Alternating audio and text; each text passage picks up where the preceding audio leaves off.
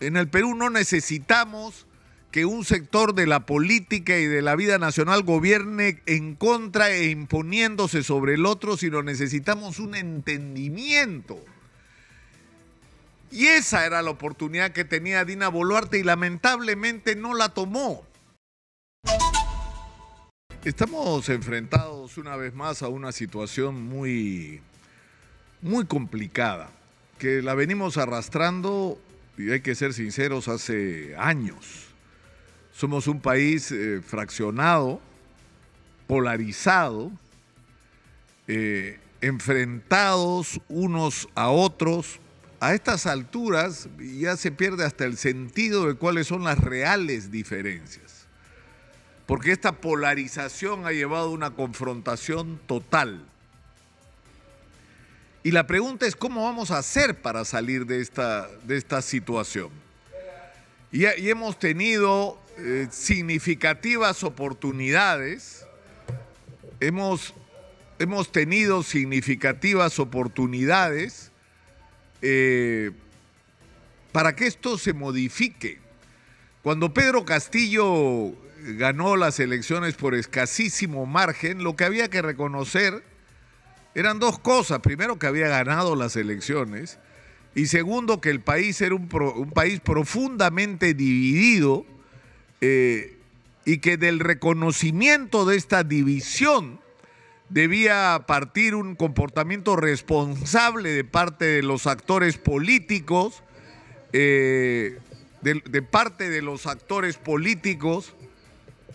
para encontrar alguna fórmula de un gobierno de consenso que expresara esa realidad del país dividido en el que estamos. Lamentablemente eso no ocurrió.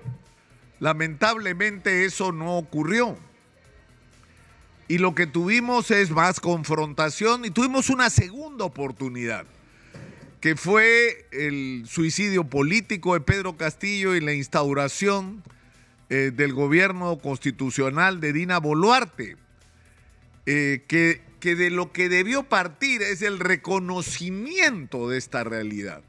Es decir, en el Perú no necesitamos que un sector de la política y de la vida nacional gobierne en contra e imponiéndose sobre el otro, sino necesitamos un entendimiento. Y esa era la oportunidad que tenía Dina Boluarte y lamentablemente no la tomó. Pensó que logrando un acuerdo con la mayoría del Congreso, simplemente el problema estaba resuelto, y bueno, no estaba resuelto y hay 60 muertos para recordárnoslo.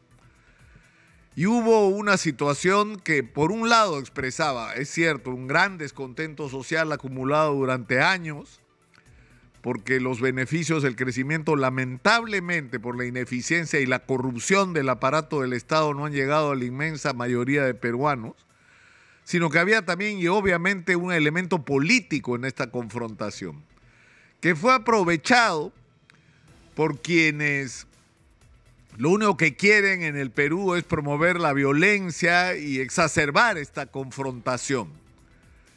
Y la respuesta que se les dio no fue ni la más inteligente ni la más adecuada, y sobre esto vamos a hablar seguramente años, porque vamos a tener un juicio que seguramente será largo sobre quiénes son finalmente los responsables de que murieran quienes murieron. Y ahora se anuncia un paro para el 19 de julio y el gobierno se juega el todo por el todo a que el paro no va a ser importante. Yo creo que lo importante en todo caso debería ser reconocer lo que nos están diciendo las encuestas, que hay una profunda insatisfacción de la sociedad con respecto a la clase política, y que si esta insatisfacción se manifiesta en una protesta, la protesta sea pacífica, la protesta sea respetuosa de los derechos de los demás, que si tú quieres protestar, tú no tienes derecho a imponer al otro que no quiere participar en la protesta que sea parte, porque si no lo agravias o lo agredes. Eso no puede ocurrir. Y tenemos que ser capaces de entender y asumir esto. Hay, por supuesto, algunos que eso no les interesa un comino. Pero yo creo que la inmensa mayoría de peruanos no piensa de esa manera. Pero al final, la pregunta es cómo vamos a salir de este entrampamiento, que no es solamente un entrampamiento de tipo político. Es decir, tenemos un Congreso y tenemos un gobierno que no cuentan con el respaldo de la inmensa mayoría de la población, que están desacreditados, que no tienen detrás suyo la fe, la esperanza y el respeto de la ciudadanía, sino lamentablemente todo lo contrario. Y una posibilidad era adelantar el proceso electoral para restablecer la calma y la paz y un compromiso serio de una investigación independiente y absolutamente rigurosa sobre las responsabilidades en las muertes ocurridas en enero y diciembre pasados. Lamentablemente, en el primer punto parece estar descartada la posibilidad de un adelanto de elecciones porque depende de la presidenta, que tendría que renunciar y no lo va a hacer, o del Congreso, que debería votar por una modificación constitucional que permite el recorte del mandato y adelanto de elecciones, y no lo van a hacer, y ahí van del brazo los más ultraderechistas con los más ultraizquierdistas, ahí están todos juntitos. Pero el problema de fondo es que ni siquiera el adelanto de elecciones significa una salida para la situación en la que estamos. Yo creo que lo más responsable de por parte de todos los actores de la vida nacional tendría que ser desde donde esté cada uno, la capacidad, o sea, el tener la capacidad de poner en discusión de por qué estamos como estamos y cómo vamos a hacer para salir de esta situación. Y esto supone una evaluación objetiva, una desapasionada interpretación de lo que ha sido nuestra propia historia de las últimas décadas y reconocer que durante el gobierno de Alberto Fujimori pasaron cosas importantes en términos económicos y que esos beneficios económicos nos han permitido una multiplicación de nuestros ingresos y una incorporación extraordinaria al mercado mundial que lamentablemente estamos desaprovechando porque hubo otras cosas o que no se hicieron o que se hicieron mal durante el gobierno de Fujimori. Y tenemos que discutir con serenidad qué vamos a rescatar de lo que se hizo bien para continuarlo y hacerlo mejor y qué cosas vamos a corregir, como por ejemplo la construcción de un Estado eficiente y libre de corrupción. Es una tarea nacional. El aprovechar la extraordinaria oportunidad, yo ya me aburro de repetirlo todos los días.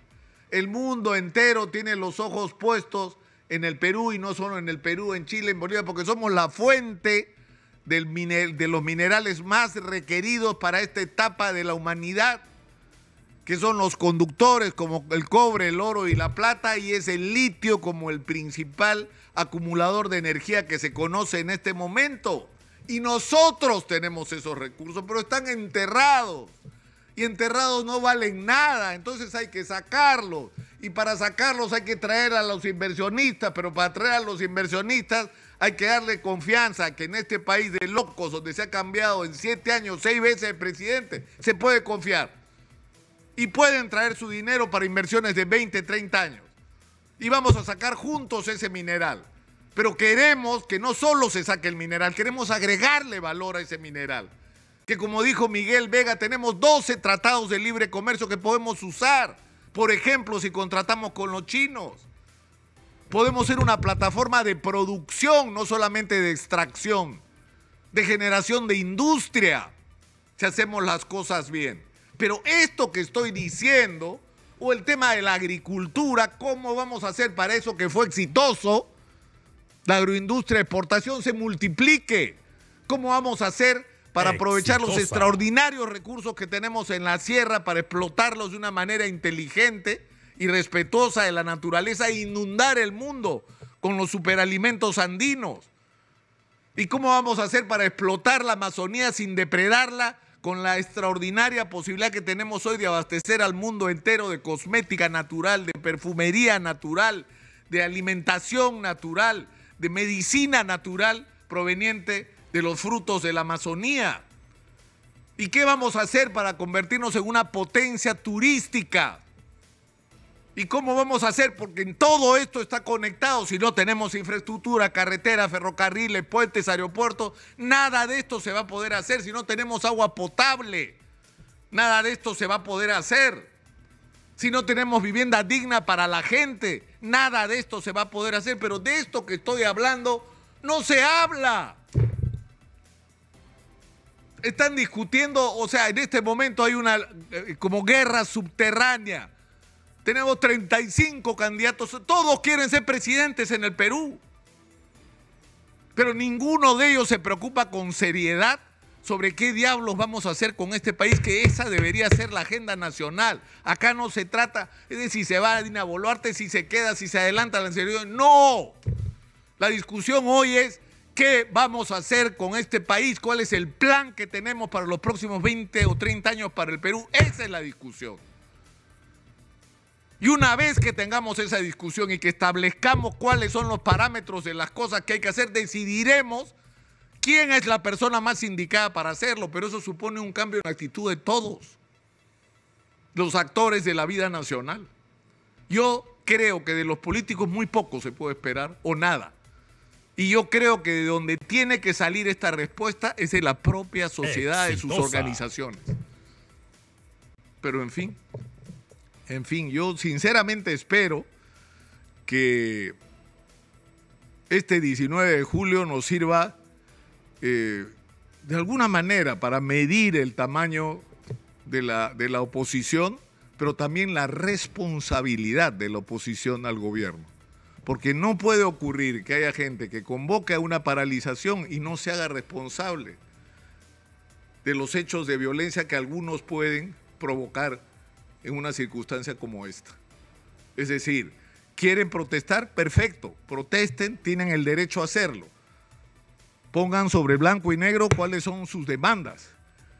Que se discuta cuáles son esas demandas y la posibilidad realista de que éstas se ejecuten o no. Pero yo creo que lo más importante es la discusión de eso otro que he dicho. ¿Qué diablos vamos a hacer con el Perú? Lamento que esa respuesta no nos la pueda dar en este momento ninguno de los que son los actores de la vida nacional. Soy Nicolás Lúcar, esto es Hablemos Claro, estamos en Exitosa, la voz que integra al Perú. Hablemos Claro.